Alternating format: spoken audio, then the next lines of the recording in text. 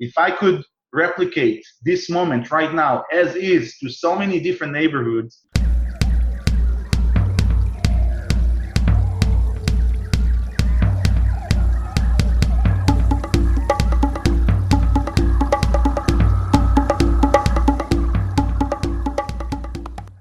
Shalom.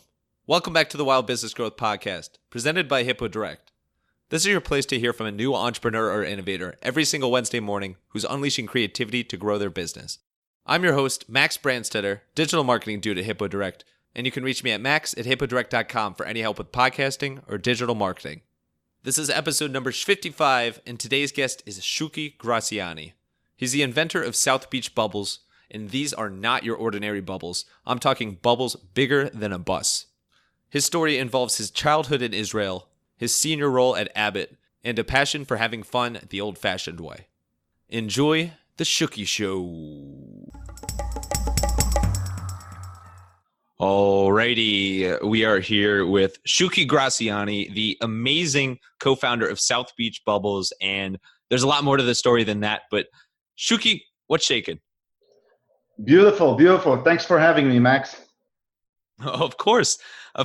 This is very cool. I'm really excited to talk about your product, your ideas, a little bit about your background. Before we get into it, I want to give a shout out to our mutual buddy, Kevin Lane from Create a Castle, who we had on as a previous guest. I know you guys connected both in the really super cool inventor space. So shout out, Kevin. Thanks for hooking us up. Yes, Kevin, you're the best. I met Kevin earlier this year, and we have a lot of synergy between what he does and what we do, and we connected beyond that. We actually had a good bond. We actually doing something with the business together, so he's a really cool guy. Indeed. And you're pretty cool as well. Don't sell yourself short. But anyway, so before we dive into what you're doing on the business standpoint, I'd like to take it back to your early years. And so let's start off with your background. And I know you're from Israel originally, which is amazing. And you're actually our first Wild Business Growth Podcast guest who is originally from Israel. So congrats, you get the super award there. All right. But how would you characterize your childhood growing up there and memories there? How would you describe it?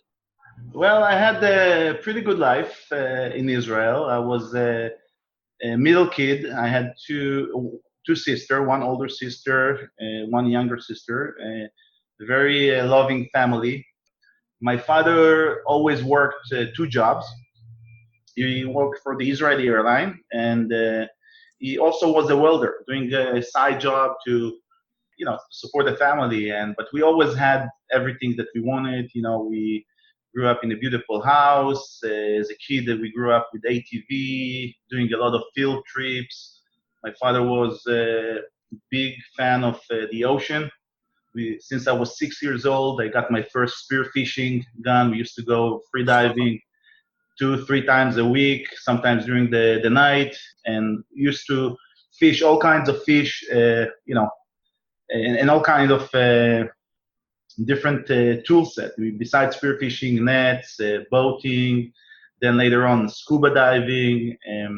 So that was a big part of my childhood, ocean, surfing. Started with the bodyboarding, with the PZ. That was my first surfboard. And then later on, I joined, in Israel, it's mandatory to join the military service. So I did the military service. I was there for 4.5 years. I was operation officer, very specific unit. And right after that, I decided, okay, I'm going to go to school. I registered in university in Israel, but I had some time to burn while I was waiting.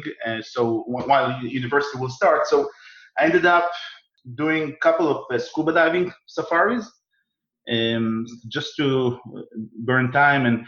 And then the guys from the club where I did it with, they realized that I have a lot of experience. They asked me if I want to join them for other scuba diving to support them. I told them, listen, guys, I'm not interested really to get the instructor's certificate. They said, no worries, just help us out on the side. We're still going to have our own instructors. We're going to pay for hotels. We're going to pay for all of your expenses. So I did this like for 5-6 months, rotating every other week. And for those of the listeners that are not familiar with scuba diving safaris, it's you go for a place for typically a week and you do 3 dives a day.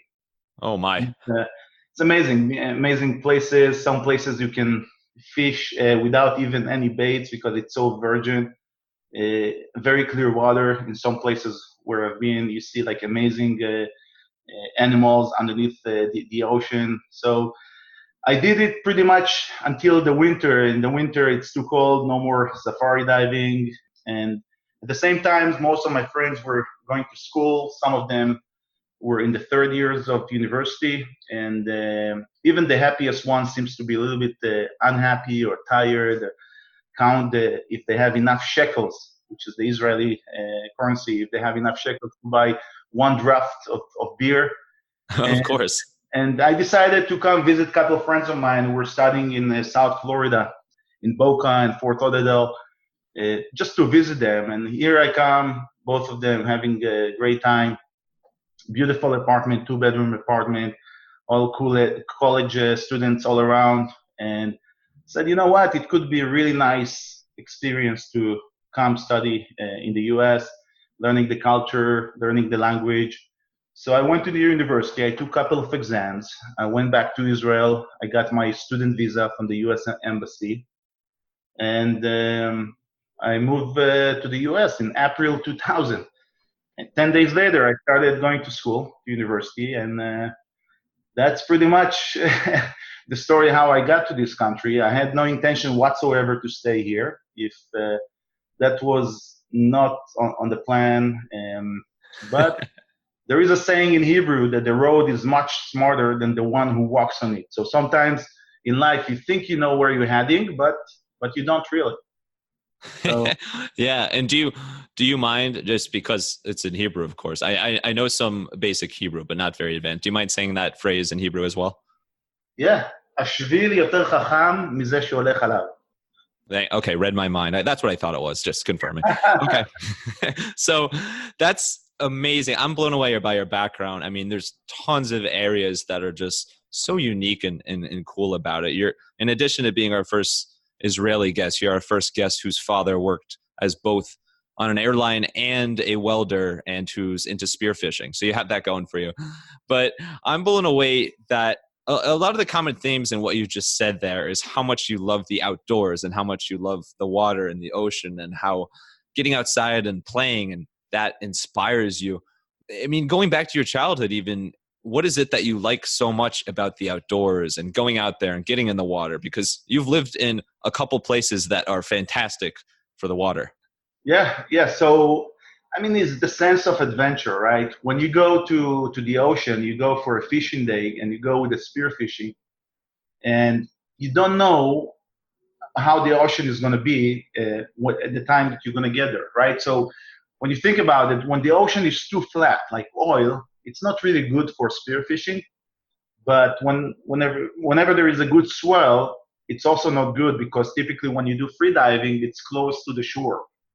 It's not too deep, so the waves will keep you out, right? So you have sense of adventure. You don't really know what to expect, and once you get to the ocean, let's say it's in the right range of waves, not too flat, not too wavy, then it's depending, on the day and the weather, and there are so many elements that you cannot predict. And even with a good day, perfect day, there are some areas that you need to know in the ocean where you're more likely to get fish or not. And then there is a skill set, right?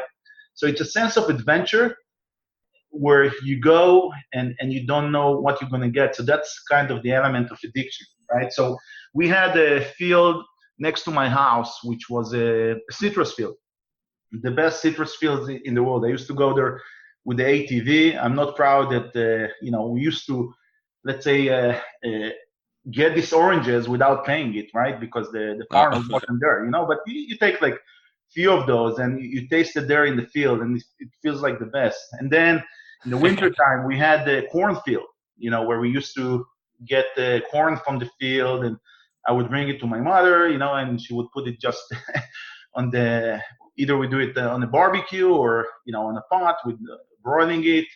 And olives out there. So sometimes I used to go with my father. We used to shake those trees, we put some blankets, we get those olives, and then we crush those olives to take the bitterness. It's a process that you do it like over 3 months. Every week you change the water, you put garlic, lemon in it, and then this is how they make like the Mediterranean olive. So all of this stuff, each one of those, there is an element of adventure. And when you think about it, like the most addictive things that we do nowadays has an element of addiction. Like, when you think about your Facebook or Instagram or LinkedIn, why do you open it, 10 times or maybe more a day? Because every time you open it, there is something else. There is a different reward, right? And that's why a lot of technologies out there are being very successful, because they design this technology, these apps, to be addictive. So in a way, for me, like the life in Israel, the sense of you go out there, you start the day, you go for a trip, you go to unknown. And this is, by the way, how I also like to travel. I like to have some things planned, but I always ask my wife to leave some things that are not planned. This way we can get lost in some beautiful places. And whenever you get lost in beautiful places, like this is the most memorable moments are happening in every trip. Yeah, there's something magical about getting lost in a beautiful place. I like that ideology as well. So I really like how much you embrace adventure. And so another adventure for you was going into the corporate world, and you had a very successful career in the corporate world. Obviously, you've switched it up and you're out of the corporate world now, but we don't need to get too much into your time there. But I know you were at Abbott and you had a senior marketing position there and product management position. And so amazing resume and background from that standpoint. What made you enter that world, and then what ultimately made you get out of that world? Well, we were part of a smaller company, started that grew to a mid-sized company, and then B Corporate acquired us. So basically, it's kind of once they acquired us, we move on to the B Corporate. B Corporate has a lot of pluses, but there are some disadvantages, right? So the pluses, it's state of the art, HR, human resource system. There is a lot of opportunity to grow there from within, studying. So they encourage you to go to school, and they're paying for your school. So from a financial perspective, you have different benefits and rewards, and you have exposure also to very successful corporate people that have done a couple of things in their life. On the flip side, it's a little bit more difficult to innovate in a corporate world, because the larger the organization, they have more to lose. So they are not easily take any risk. And as we all know, in order to make the next big things, you need to take risks. So sometimes, it works for you. It works for me for many years. I love what I did, but towards the last couple of years, I felt like I need something different. I need to reinvent myself, and that's how I started with South Beach Bubbles. Perfect. And reinvent you have. Reinvent and invent. You're doing both at the same time. So South Beach Bubbles, let's get to that. So I think most people, I have so many fond memories of playing with bubbles as a kid, and I have never seen bubbles like this before. I wish your product was around back then. So it's a different time and place. But even recently, it's not just kids too. Even recently, just walking around New York, there was a guy with a bubble gun that was just spraying it in air. I was walking by on the sidewalk. I was like, okay, that's interesting. But if people, you see them around there, but what you've done is you've created a product and line of products to create bubbles like never before. And I love the feel of your brand. So getting into South Beach Bubbles, where did you come up with the idea in the first place? Yeah, so I was traveling. I was doing a trip with my wife. We were traveling to Spain, and essentially, this was our first trip together without a kid. And we ended up sitting in the Central Park of Madrid. Forgot what's the name of the park there. And we saw this older guy blowing these giant bubbles. We saw the parents are excited, the kids going crazy, the grandparents taking photos.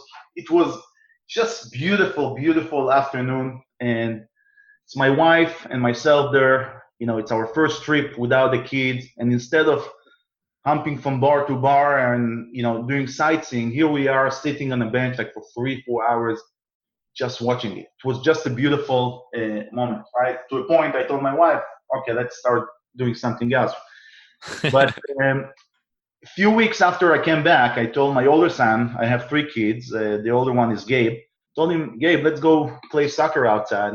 He tells me, nah, I'm playing on the Wii, one of the gadgets. And I told him, what's wrong with you? Let's go play real soccer outside. No, I'm good, Dad, I'm good.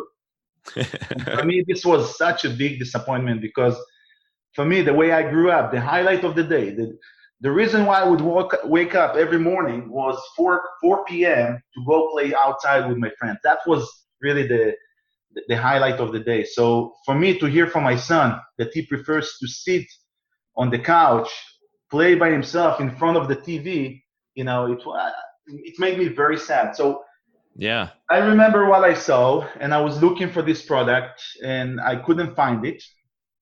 And I said, okay, I'm going to create the sets of one. That wasn't a big trouble. Then I bought some bubble solution from Target and from Walmart, which didn't work because it wasn't really designed for giant bubbles. And then I found a product on Amazon that is doing something similar, not exactly, but it didn't work. And in between all of this, I started to play with these bubbles inside the neighborhood. So within a week, I became the most popular dad in the block. Everybody loves bubbles, right? And you're the bubble guy.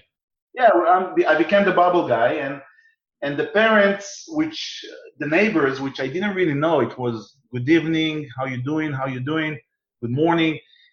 All of a sudden, we had this one Thursday. This is where I had this aha moment about South Beach Bubbles, where I put like 3 buckets. We had this School de Sac and with 3 sets of wands, and slowly, one after another, all of the neighbors opened their garage door, pulling out their beach chairs.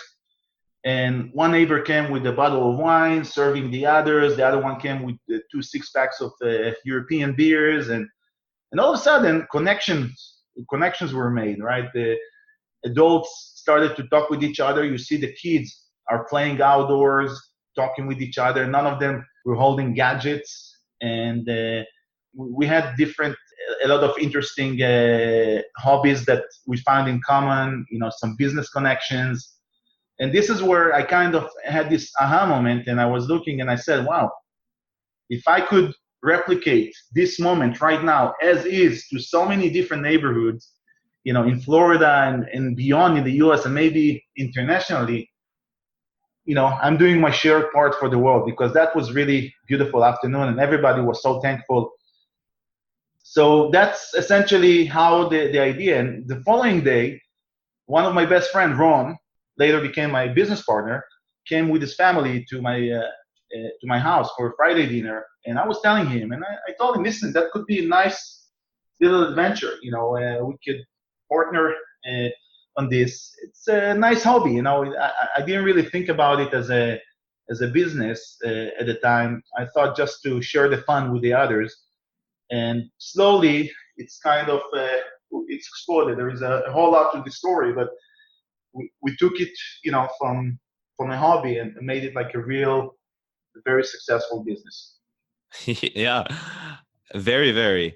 And I love that nugget there, that you took a moment so that there was some magic there and it was just beautiful, everybody together. And it's a scene that, with the increase of technology, we are seeing less and less and less, is people hanging outside and having, quote unquote, playing and having fun the old-fashioned way. And you took that and said, this is beautiful, let's replicate this, let's do it.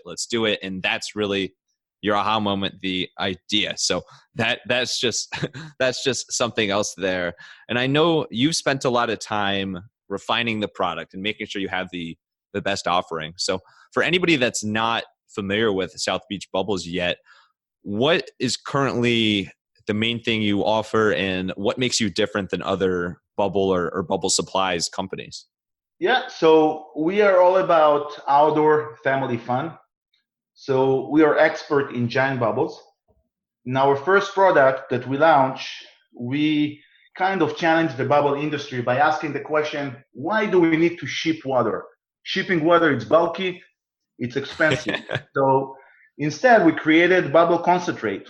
And all you have to do is to add water to it. And this bubble concentrate is specifically designed for giant and long-lasting bubbles.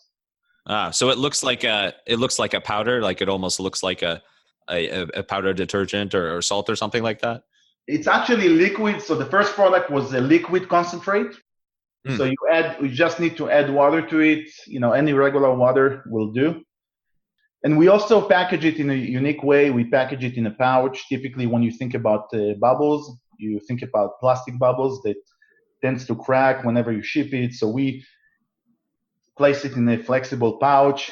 And we're probably the only bubble solution sold in the US that is made in the US, made right here in Fort Lauderdale, Florida. Oh, awesome. Most products out there of bubbles are either made in China or Taiwan. So we are very proud to do it here, to do it right, to do it with the right ingredients that are non-toxic, environmental free. So we brought in the elements of bubble concentrate specifically designed, and the way we package it was unique. We did it in a way that nobody else had ever done it before. And then we launched a secondary product line, which is powder based. It's a powder that turns your home dish detergent into giant bubbles. So if you take your Dawn or Joy dish detergent, you mix it with our powder and with water, it will make giant bubbles. So it's even lighter to ship. And people love it, because there are some people that likes the comfort of just adding water, the ease of use. But there are a whole lot of trend of people that like the do-it-yourself movement, and they like to document, to film themselves. Now I'm mixing it with the dish detergent, and I'm adding 16 cups of water and so forth. So we kind of bundled, and now we're moving into additional products that everything that we do at this time and age is patented, okay? Because we live, in a very competitive world, and some of the countries, that we're competing against, they have no respect for intellectual property. So you have to make sure that you defend yourself as much as possible. So, but all of our products are in the area of outdoor family fun. That's really the cause of this company.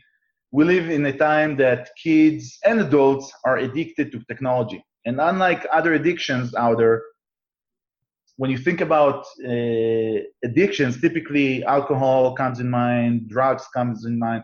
There are a few programs out there that has been there for many years that help people to combat this type of addiction.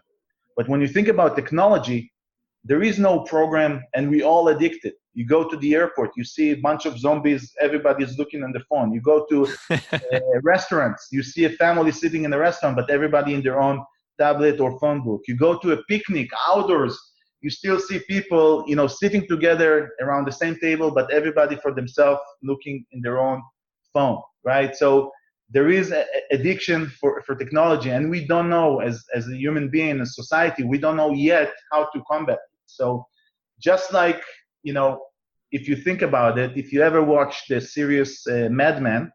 Of course. Yeah, so it's beautiful series for advertising for the listeners who haven't watched it. So there is a scene there that this woman, she's 9 months pregnant, and she goes to her doctor, and she sits with the doctor. It's a closed office, no windows, and both of them smoking cigarettes. She's pregnant, 9th month, right? And you're looking at this, and this series was from the 60s, right? There was no awareness about cigarettes and the cause. And you're looking at it today, and you said, what these people were thinking about? It's crazy.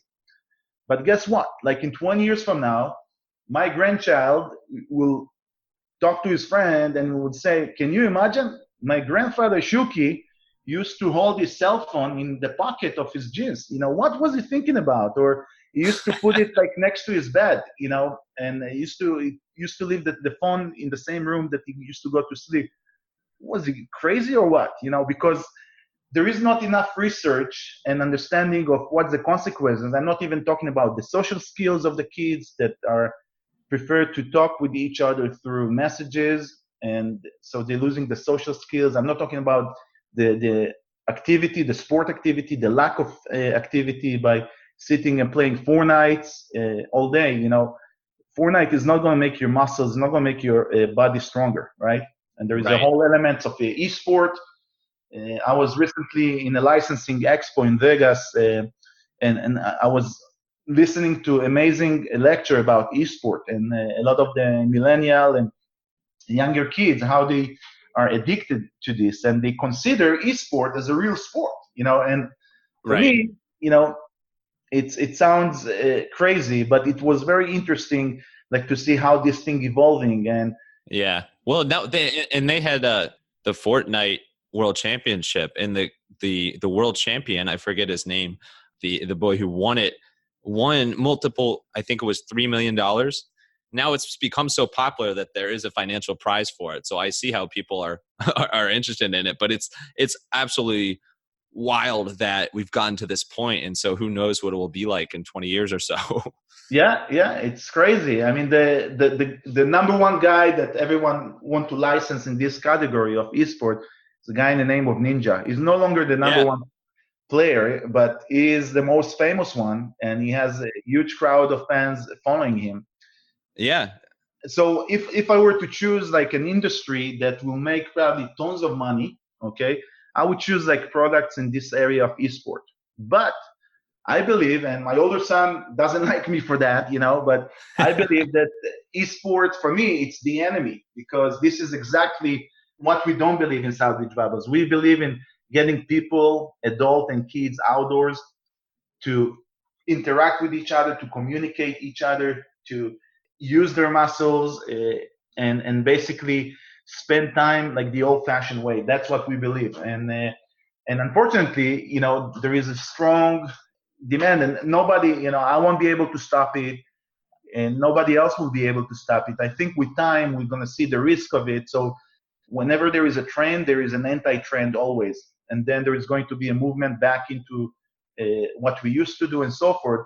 However, for our goals in South Beach Bubbles, we want people to spend time outdoors. We want to help people to have this special moment, because at the end of the day, when you think about moments, okay, the esport or playing by yourself Fortnite with somebody else on the other side of the world, it's not really the memory that you're going to have. The memory that you have is typically with your friends, with your family. This type of memories, this is the type of memory that we try to create and for people in South Beach Bubbles. Yeah, I like that a lot. It's incredible when you think about what you're going up against, just how technology is constantly evolving and getting bigger and bigger and more advanced. But as a previous guest, Steve Woodruff, the King of Clarity, said, everybody needs a villain. And you have a clear villain, which is this technology and the advancement of all the things you just mentioned. So I think you have a very, very strong mission, and it's wonderful what you're doing. But obviously it's a monster, a gargantuan villain that you're going up against there. So how do you attack that? What keeps you driven, and how are you able to promote this mission of getting people to play and have fun the old-fashioned way? So number one, by setting up as an example. Okay, so always lead by example. That's a mantra that I believe in. And the second thing, give them a reason to go outside and play. So giant bubbles are great incentive for families of young kids to go outside, because everybody loves bubbles. And guess what? Think about the grandparents of today. They have great challenges. They have really difficulties to resonate and connect with their grandkids, because the grandkids, all they care about is games, those gadgets, those screens. And here is a game, playing outdoor with giant bubbles is something that they play with bubbles, maybe not giant bubbles, but they play with bubbles when they were kids, those grandparents. And here is the kids, their grandkids now playing with it. Again, it's something that they can connect. It's bring family together. So you give them an incentive, you give incentive for people to go outside. Now, whenever people go outside and do the activity, they appreciate it. They come back and they have good feeling. It's just like working out, right? You don't feel like leaving your couch and going to the gym or whatever exercise you do. But once you finish with it, you feel so good. I'm happy that I did it, right? So yes, much better. yeah. So it's really important, like to give them the incentive to go outside and to keep reminding them. So in marketing, there is always two main factors that cause consumer to buy a product or to buy an idea, right? There is the fear and there is the greed, right? So what's the fear and the greed in our topic in here in South Beach Bubble? So the fear is basically you're becoming a zombie. Your kids are not going to have social skills. And they're going to have health issues from an early age because they don't do enough sports, okay? And you as a family, you're going to lose your bond. Everybody is living in a silo. So these are all of fears. And a lot of parents, they feel bad about it because even if they take their kids to the park and they're all the time, looking at their phone while they're in the park with their kids, they have conscience about it. So they're aware of it. They just don't know how to combat it, right? And then the greed is to have these moments, that actually you feel good about it, to have your kids, give them some of the healthy childhood that you had as a parent. So for us, this is really how we get people around. Now, beyond bubbles, we need additional products that are unique and good reason enough for people to go outside and play. And that's what we're working on. We're working on different lines of product in different categories. I like it. A little peek behind the curtain there. Hey, Wild listeners. Have you been wanting to start a podcast for yourself or your business, but didn't know where to start? Or do you have a podcast of your own, but you're struggling with the time commitment? I'd love to help. Shoot me an email at max@hippodirect.com with any podcasting questions you have. I'm also happy to jump on a 30-minute call where we can discuss your idea, planning, production, promotion, and other elements of the podcasting world. Let your podcast run wild. So let's get to creativity and inspiration, because in your business, you have to constantly be creative to come up with these new products and to promote these products in certain ways and to incentivize people to get the hell outside. So in general, what do you do to stay creative? So I would say number one, don't try too hard. Okay. I don't think you can enforce or force creativity. You need to keep open mind. Sometimes you have an idea, but you're not sure how it could be implemented. So what I like to do is to look at product reviews. So things that are maybe not exactly, but maybe close enough. And by looking at product reviews, you really understand what people are looking for, what they like and what they don't like. So you can come up with a solution that basically can emphasize and empower what it's not out there, but also empower what is out there as well. So you learn about that. You also learn about the terminology that they use, because later on it can help you from a marketing perspective to use the same terminology that the buyers are using. I like asking for opinions. Another thing is I like to go against the trend in general, because whenever you go with the trend, you're going to compete with everybody else because everybody following the trend. Okay. Whenever you find a niche that you can do something different than the trend, you look for yourself to differentiate yourself from the others, do it different. Even if the niche is smaller, then for me, you keep yourself creative, maybe in a smaller pond, but much less competition. Yeah. On the reviews note, that's really cool to hear about, because I think vast majority of people, when you come into contact with reviews and you're looking on Amazon and these different sites of reviews, it's more for your personal use as a consumer to use a product or to use a service or do work with a business. So it's really, really neat to hear it from the lens of the inventor, of the creator, and say, you know what, this is actually fantastic consumer feedback we can get. And you obviously get that feedback offline as well. On the trend standpoint, what are your favorite ways to stay in the know with these different trends so you can go against these trends? Yeah, so I don't have a Facebook account. I don't have Instagram account. I don't watch news. Okay.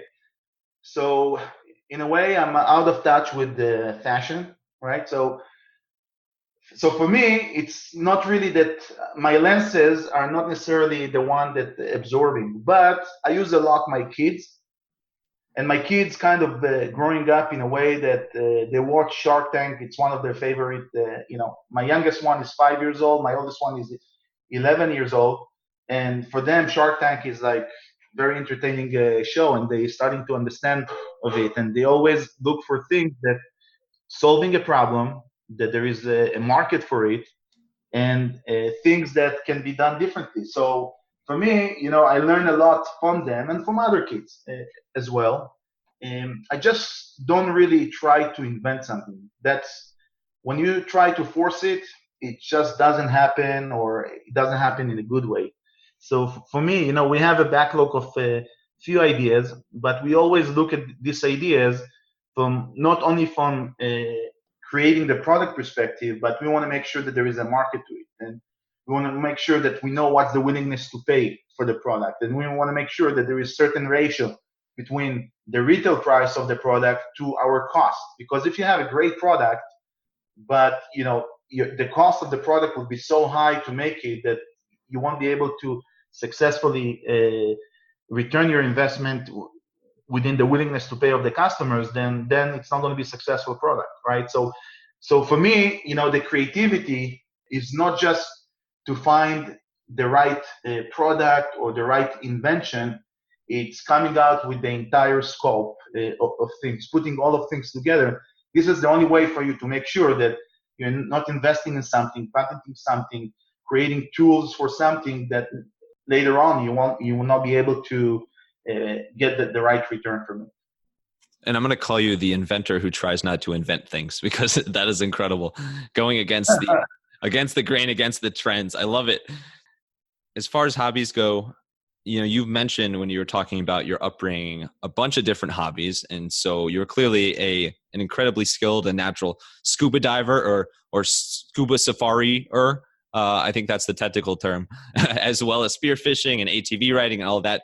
Right now, in this moment, with your current adulthood and life and setup, what is your absolute favorite hobby outside of everything work related?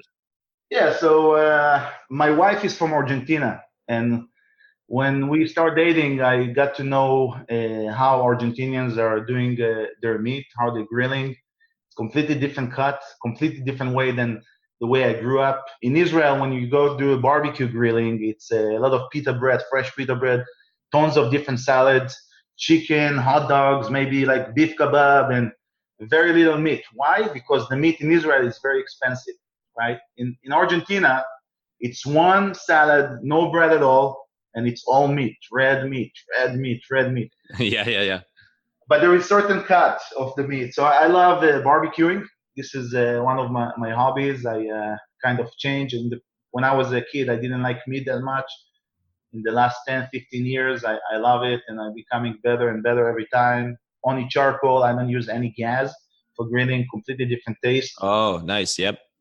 So another hobby that I have is rip sticks. I don't know if you're familiar with the rip sticks. Those skateboard 2 wheels. Oh yeah. The like they don't have handles. Are those the things that you kind of? Yeah, don't have handles. It's only 2 wheels, and you kind of twist your body in order to create velocity. So this is a gift that I've given like a few years ago, and I keep riding it since then. Wow, that's amazing. I'm always blown away by people that can balance on that, because I would surely fall right away. So kudos to you for that one. Also, next time I'm in Florida, I'm definitely coming over for barbecue. So thank you very much. Yeah, you're going to be very welcomed, and yeah, have a good time. Oh, perfect. I can't get enough of barbecue, and my mouth is watering just you talking about this. So yeah. So let's switch it up a little bit. Let's get to a fan favorite segment, a recurring segment here called the Wild Business Shout Out of the Week. The Wild Business Shout Out of the Week. So Wild Business Shout of the Week, this is where we talk about a marketing campaign or invention, product, something that caught our attention. And earlier you were mentioning something about beer because, why not? Continue the barbecue theme. So you were mentioning something Corona is doing. Do you mind giving us a little background of that? Yeah, so one of my buddies is part of a promotional company, and they created something that is fairly unique. They're doing it in Walmart, Mexico. So when you go to shop beers, like in Walmart or any other large grocery store, you go to the aisles, and sometimes it's sitting outside of the fridge, sometimes it's in the fridge, but essentially you shop with your eyes, right? And different packaging, it's pretty much the same. The size of the bottles are pretty much the same. So as a beer company, how do you differentiate yourself and not falling into the same set of features that everybody tried to compare to? So he came up with a brilliant idea of bundling the Corona bottles of beer inside a cooler that it's fully branded from the outside. And this made a huge impact, for Corona in Mexico, simply by bundling, right? They stand out when you go out the aisle. It stand out. You pay a little bit of a premium price, but the customers also feel that they get premium product, and it's something that has been very, very successful, which shows sometimes if you have the same product and you compete on the same level, how can you use bundling to differentiate yourself, whether you're a product company or you're a service company? Bundling is a great way to show off or bring another set of values that nobody else is bringing. It is. Yeah. And Corona's doing some other cool things as well. I saw recently they've developed stackable cans that can, I don't know, they sort of click together and you can stack them on top so you can carry a 6-pack. And I think part of that is being more eco-friendly, environmentally friendly, and reducing, so you don't need to have the plastic or the cardboard to keep them together. You just walk out of the store with a stack of 6 beers. So that's pretty funny. But yeah. So they're very innovative. So I love your shout out as well, because bundling is so powerful, and you see it with different products, and sometimes it's two brands that have nothing to do with each other coming together. Sometimes it's natural thoughts, natural complements there, but sometimes it's as far as services as well. I mean, you see it even as far as, cable providers, as far as offering internet and cable and phones and all that too. So it's a clear thing. I know it's huge in the insurance world as well. So it's neat that concept has transpired to products and beer as well. Yeah, I agree. 100%. Yeah. So we only got a little bit of time left here. Would love to wrap up with some rapid fire Q&A. Sure. Are you ready for it? I'm ready. All right, let's get wild. Buckle your seatbelt, strap into that ATV. So first question, what's your favorite place you've ever traveled? Favorite place? Okay, it's easy. So every summer we do one big trip, and we try to make it exotic. So for me, it was the trip of 3 years ago, or 2 years ago, was we did Portugal and south of Spain. So the one area that I love the most is the south of Portugal. We had this beautiful Airbnb apartment, and the ocean is amazing. It's maybe like a 2 minutes walk to the ocean. All the trees there, it's Mediterranean trees that have fruit depending on the season that you literally can collect from the trees when you walk onto the beach. I found the Portuguese food amazing. It's very different than the Spanish. I'm not crazy about the Spanish cuisine, but I found the Portuguese really amazing touching food. It's also half the price of Spain. The ocean is beautiful. There are beautiful rocks that falling into the ocean. So in a low tide, you're sure the beach that you're in, it's kind of trimmed between two sets of large rocks that you can walk in between. But whenever it's a high tide, all of these areas that you could walk just a few hours ago are full with water. So it's amazing ocean. Great if you like surfing. There's some great area for surfing.